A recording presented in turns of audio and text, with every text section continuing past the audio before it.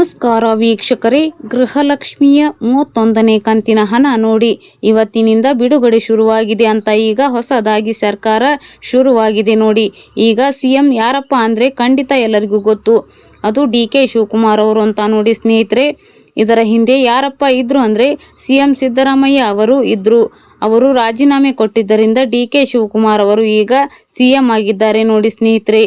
CM ಆಗಿದ್ದ ಸಿದ್ದರಾಮಯ್ಯ ಸಾಹೇಬರು 30 ಕಂತಿನ ಹಣ 60,000 ರೂಪಾಯಿ ಬಿಡುಗಡೆ ಮಾಡಿದ್ರು ನೋಡಿ.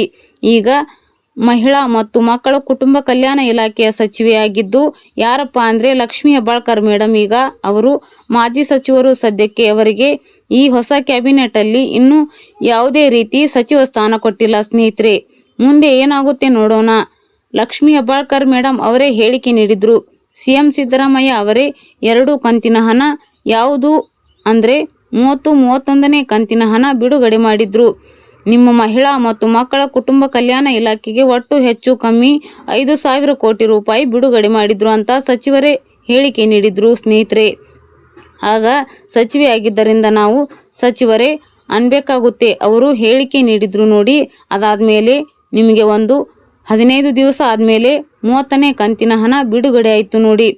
30ನೇ ಕಂತಿನ ಹಣ ಬಿಡುಗಡೆಯಾಗಿ ಒಂದು 75% ಜನರಿಗೆ ಹೋಯಿತು ನೋಡಿ. ಅದಾದಮೇಲೆ ಸರ್ಕಾರ ಚೇಂಜ್ ಆಗಿದೆ. ಈಗ ಏನಪ್ಪ ಅಂದರೆ 30ನೇ ಕಂತಿನ ಹಣ 2ನೇ ಹಂತದಲ್ಲಿ ಇವತ್ತಿನಿಂದ ಬಿಡುಗಡೆ ಶುರುವಾಗಿದೆ ಸ್ನೇಹಿತರೆ. ನೋಡಿ, ಯಾರೆಲ್ಲ ಕಮೆಂಟ್ ಮಾಡ್ತಾ ಇದ್ರಿ ಅಲ್ವಾ, ನೋಡಿ ಇವತ್ತಿನಿಂದ ಇನ್ನೊಂದು 3-4 ದಿವಸದಲ್ಲಿ ನಿಮ್ಮ ಖಾತೆಗಳಿಗೆ 30ನೇ ಕಂತಿನ ಹಣ 2ನೇ ಹಂತದಲ್ಲಿ ಬಿಡುಗಡೆ ಶುರುವಾಗಿದೆ. ನಿಮಗೇನಾದರೂ 29ನೇ ಕಂತಿನ ಹಣ ಬಂದಿಲ್ವಾ, ಅದು ಕೂಡ ಬಿಡುಗಡೆ ಶುರುವಾಗುತ್ತೆ ಸ್ನೇಹಿತರೆ. ಯಾವುದೇ ರೀತಿ ಡೌಟ್ ಬೇಡ. ಮೊದಲು ಒಂದು ಕಂತಿನ ಹಣ ಬರುತ್ತೆ, ಅದಾದ ನಂತರ 2ನೇ ಕಂತಿನ ಹಣ ಬರುತ್ತೆ ನೋಡಿ ಸ್ನೇಹಿತರೆ. ಯಾರಿಗೂ ಡೌಟೇ ಬೇಡ.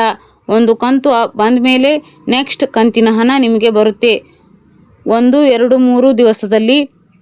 ಯಾರೆಲ್ಲ ಕಮೆಂಟ್ ಮಾಡ್ತಾ ಇದ್ರಿ ನೋಡಿ, ಕೇಳ್ತಾ ಇದ್ರಿ ಸರ್ 29ನೇ ಕಂತಿನ 30ನೇ ಕಂತಿನ ಹಣ ಬಂದಿಲ್ಲ ಅಂತ. ನೋಡಿ, ಅವರಿಗೆ ಕಡೆಗೂ ಬಿಡುಗಡೆ ಶುರುವಾಗಿದೆ ನೋಡಿ ಸ್ನೇಹಿತರೆ. ಈಗ 31ನೇ ಕಂತಿನ ಹಣ 2,000 ರೂಪಾಯಿ ಏನಿದೆ ಅದು ಇವತ್ತಿನಿಂದ ಬಿಡುಗಡೆ ಶುರುವಾಗಿದೆ ಅಂತ ನಮಗೆ ಮಾಹಿತಿ ಬರ್ತಾ ಇದೆ.